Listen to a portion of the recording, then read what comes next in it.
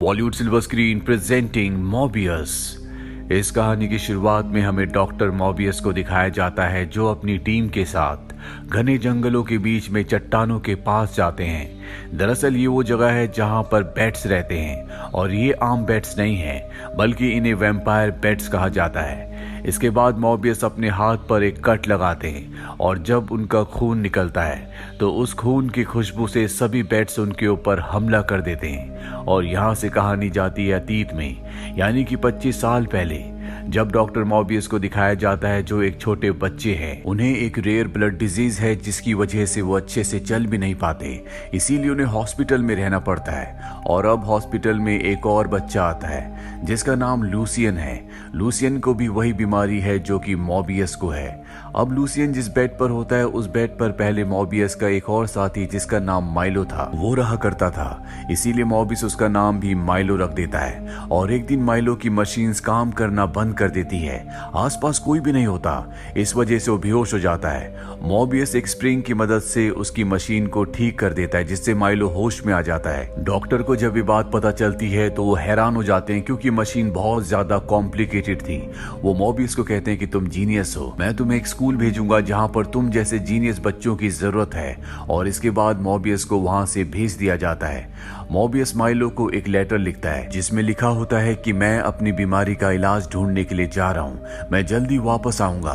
कहानी वापस present time में आती है, यानी कि 25 साल बाद, जहां पर दिखाया जाता है कि अब मॉर्बियस एक बहुत बड़ा साइंटिस्ट, एक बहुत बड़ा डॉक्टर है और उसने एक आर्टिफिशियल ब्लड बनाया है जिसकी वजह से उसे नोबेल प्राइज दिया जा रहा होता है। लेकिन मॉर्बियस मना कर देता है। मॉबियस के साथ उसकी कोलिग भी काम करती है जिसका नाम मार्टिन है। मार्टिन देखती है कि मॉबियस ने एक फिश टैंक के अंदर बहुत सारे बैट्स को कैद किया हुआ है जो कि इलीगल है। ये वही बैट्स हैं जो मॉर्बियस उन घने जंगलों से यहाँ पर लेकर आया है। वो मॉबियस को कहती है कि तुम्हारी नौकरी जा सकती है, लेकिन मॉबियस को इन बातों की परवाह नहीं होती और वो मार्टिन को बताता है कि बैट्स के अंदर एक खास क्वालिटी होती है, वो सिर्फ ब्लड पीते हैं जिसे उनका खास तरह का सलाइवा डाइजेस्ट करता है। और अब मैं अपने डीएनए को बैट्स के सलाइवा के साथ मिक्स करके एक सीरम बनाऊंगा ताकि मेरी और मेरे बचपन के दोस्त माइलो की बीमारी का इलाज हो सके। और अब उसका सीरम बन के तैयार हो जाता है। वो उस सीरम को एक सफेद रंग के चूहे के अंदर इंजेक्ट करता है जो कि उसका सब्जेक्ट है, लेकिन कुछ ही देर बाद उस चूहे की मौत हो जाती है। इस बात से मॉर्बियस बहुत दुखी हो जाता है। वो कहता है कि मैंने अपने दोस्त माइलो को वादा किया था कि मैं उसे ठीक करूंगा, मैं किसी भी कीमत पर उसे ठीक करना चाहता हूँ। यहीं हॉस्पिटल में उसकी एक पेशेंट भी होती है जिसकी अचानक से बहुत ज्यादा तबीयत खराब हो जाती है। मॉबियस उसके पास जाता है और उसे एक इंजेक्शन लगाता है जिससे वो कोमा में चली जाती है। अभी मार्टिन देखती है कि मॉबियस ने जिस चूहे के अंदर सीरम को इंजेक्ट किया था वो जिंदा हो गया है। ये देखकर मॉबियस बहुत खुश होता है। इसके बाद वो अपने बचपन के दोस्त माइलो के पास जाता है और कहता है कि बहुत जल्दी मैं अपनी और तुम्हारी बीमारी का क्योर ढूंढ लूंगा, मैं बहुत करीब हूं। और अब मॉबियस और मार्टिन समंदर के बीचों बीच एक शिप के अंदर इस एक्सपेरिमेंट को अंजाम देना शुरू करते हैं क्योंकि ये इलीगल होता है। कुछ इंटरनेशनल ग्रुप्स ने इस काम के लिए फंडिंग की होती है। मॉबियस ने अपना सीरम बना लिया है जिसके बाद वो मार्टिन को कहता है कि तुम इस सीरम को मेरी बॉडी के अंदर इंजेक्ट करो। मार्टिन मॉबियस को एक बेड के साथ बांध देती है और इसके बाद उसकी बॉडी में उस सीरम को इंजेक्ट किया जाता है और अगले पल उसकी पूरी बॉडी हिलना शुरू हो जाती है। यहाँ पर जो सिक्योरिटी के लोग होते हैं उनमें से एक अंदर आ जाता है और हमें दिखाया जाता है कि मॉबियस अपने बेड पर नहीं है बल्कि वो ऊपर सीलिंग के साथ चिपका हुआ है, जिस तरह से एक बैट यानी कि चमगादड़ चिपकता है। और तभी वो उस आदमी पर जो अभी अभी अंदर आया होता है हमला करके उसे मार देता है। मार्टिन बाहर जाकर अंदर से दरवाजा बंद कर देती है और यहाँ पर हमें दिखाया जाता है कि मॉबियस अब एक इंसान नहीं रहा बल्कि वो एक वैम्पायर बन चुका है क्योंकि उसने अपने सीरम को बनाने के लिए वैम्पायर्स बैट के सलाइवा को यूज किया था। और अब यहाँ पर बाकी लोग भी आ जाते हैं। वो देखते हैं कि मार्टिन बाहर है और मॉबियस क्लास के दूसरी तरफ वो मॉबियस को मारना चाहते हैं क्योंकि उन्हें समझ में आ चुका है कि एक्सपेरिमेंट पूरी तरह से फेल हो चुका है। मार्टिन उन्हें रोकना चाहती है, इसीलिए वो मार्टिन को धक्का देते हैं जिससे मार्टिन बेहोश हो जाती है, जिससे मॉबियस को बहुत गुस्सा आता है। वो गिलास तोड़कर इन सब के ऊपर हमला कर देता है और बिजली की रफ्तार से एक एक करके सबको मार देता है। कुछ देर बाद उसे होश आता और वापस से वो इंसान बन जाता है। वो सीसीटीवी कैमरे की रिकॉर्डिंग में देखता है कि किस किस तरह से उसने सबको मार दिया। इसीलिए एफबीआई को कॉल करता और बताता है कि समंदर के बीचों बीच एक शिप है जहां पर कई लोगों की मौत हो चुकी है। अब एफबीआई यहां पर पहुंच जाती, जिन्हें पता चलता है कि इस पूरी घटना में सिर्फ एक लड़की बची है जिसका नाम मार्टिन है। हैरानी की बात यहां पर यह होती है कि जितने भी लोगों की मौत हुई है उनकी बॉडी में खून का एक कतरा भी नहीं होता। और मॉबियस को दिखाया जाता है जो वापस अपने हॉस्पिटल पहुंच जाता है, जहां वो एक बार फिर से वैम्पायर बनना शुरू हो जाता है, यानी कि उसे अब इंसान बनने के लिए खून की जरूरत है। उसने जो आर्टिफिशियल खून बनाया होता है, जो कि असली खून नहीं है, वो उसे पी लेता है, जिसके बाद वो एक बार फिर से स्ट्रांग फील करता है। जहां वो पहले अच्छे से चल भी नहीं पाता था, अब वो भाग सकता है। लेकिन जो उसने आर्टिफिशियल खून पिया है उसका असर उसकी बॉडी में मात्र 6 मिनट्स तक ही रहेगा, जिसके बाद वो दोबारा से वैम्पायर बन जाएगा। और मॉर्बियस ऐसा नहीं चाहता। इसके बाद वो उस टैंक के अंदर जाता है जिस टैंक के अंदर बहुत सारे वैम्पायर्स यानी कि बैट्स हैं। वो उनके बीचों बीच जाकर खड़ा हो जाता है और एक भी बैट उसके ऊपर हमला नहीं करता, क्योंकि वो भी उन्हीं में से एक है। और जो शक्तियां इन बैट्स के अंदर हैं वो सारी शक्तियां अब मॉर्बियस के अंदर हैं। लेकिन उसे अपने आप को इंसान बनाए रखने के लिए, शक्तिशाली बनाए रखने के लिए हमेशा असली खून की जरूरत होगी। माइलो भी मॉर्बियस से मिलने के लिए आता है। वो देखता है कि मॉर्बियस अपने पैरों पर खड़ा है। वो समझ जाता है कि मॉर्बियस ने इलाज ढूंढ लिया है। माइलो मॉर्बियस से कहता है कि मैं भी अपना इलाज करना चाहता हूं, मुझे वो सीरम दे दो।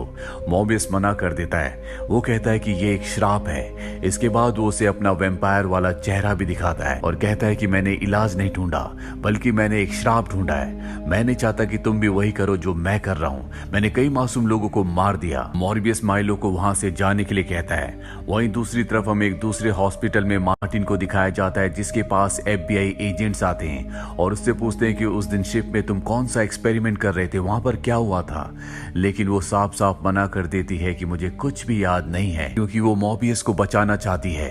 वहीं उस हॉस्पिटल को जहां पर मॉर्बियस होता है, वहां पर एक नर्स को दिखाया जाता है जिसे एहसास होता है कि कोई उसका पीछा कर रहा है। और अगले पल एक वैम्पायर वाला हाथ आता है जो उसे मार देता है। मॉर्बियस उस वक्त उस बच्ची के पास बैठा होता है जो उसकी पेशेंट है, और तभी उसे कुछ सेंस होता है। जब वो बाहर जाता है तो उसे पता चलता है कि नर्स को किसी ने मार दिया। अब यहाँ पर मॉर्बियस के पास जितना भी आर्टिफिशियल खून होता है वो उसे एक बैग में रखकर यहाँ से निकलने लगता है।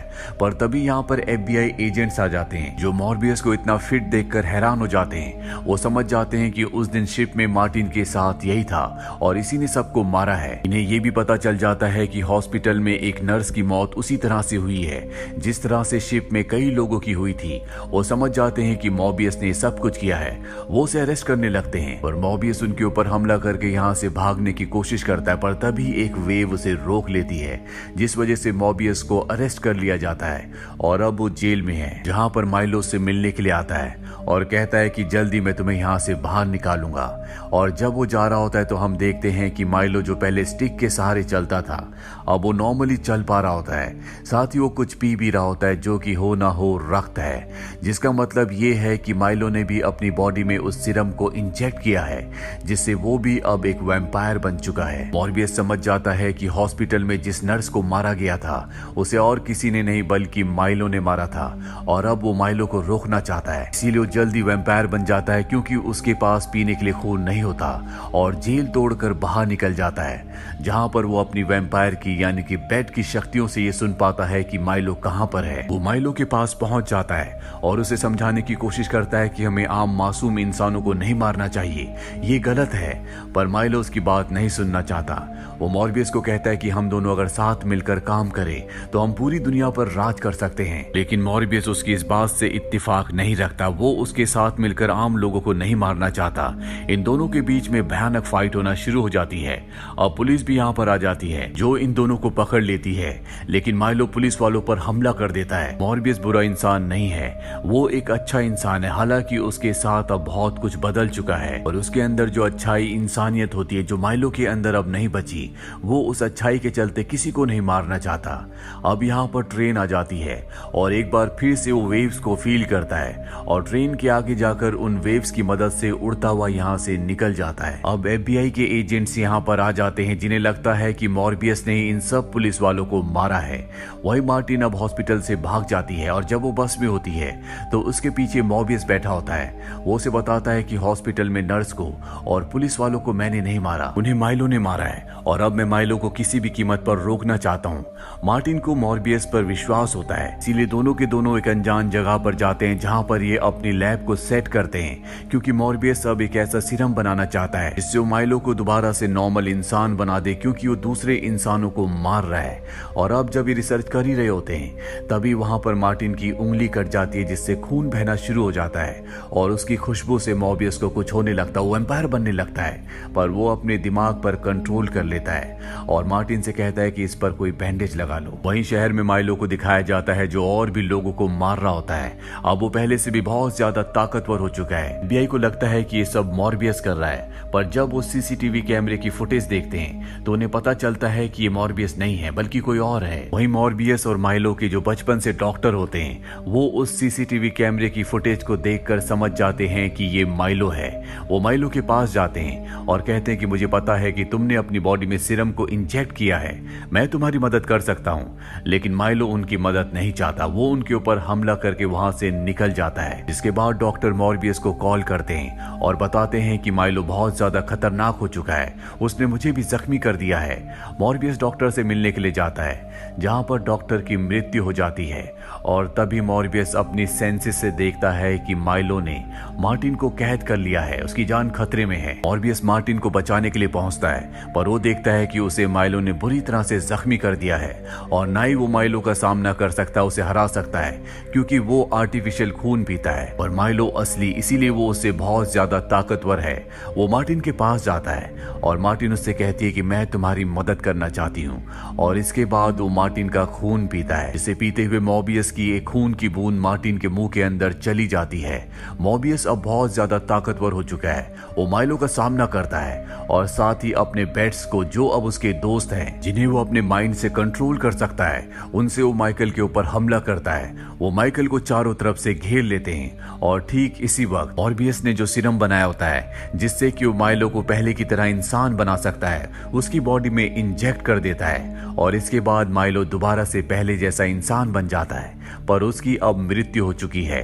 अब यहाँ पर FBI के एजेंट्स भी आ जाते हैं। वो देखते हैं कि चारों तरफ बहुत सारे बैट्स हैं और उनके बीच में मॉर्बियस खड़ा है और अगले पल मॉर्बियस भी उन बैट्स के साथ हवा में उड़ना शुरू हो जाता है, जिसका मतलब ये है कि मॉर्बियस की अब एक अलग पहचान है। उसकी जिंदगी अब पूरी तरह से बदल चुकी है। हो सकता है कि आगे चलकर वो इंसानों का रक्षक बने। वहीं हमें मार्टिन को दिखाया जाता है जिसकी मौत हो गई थी।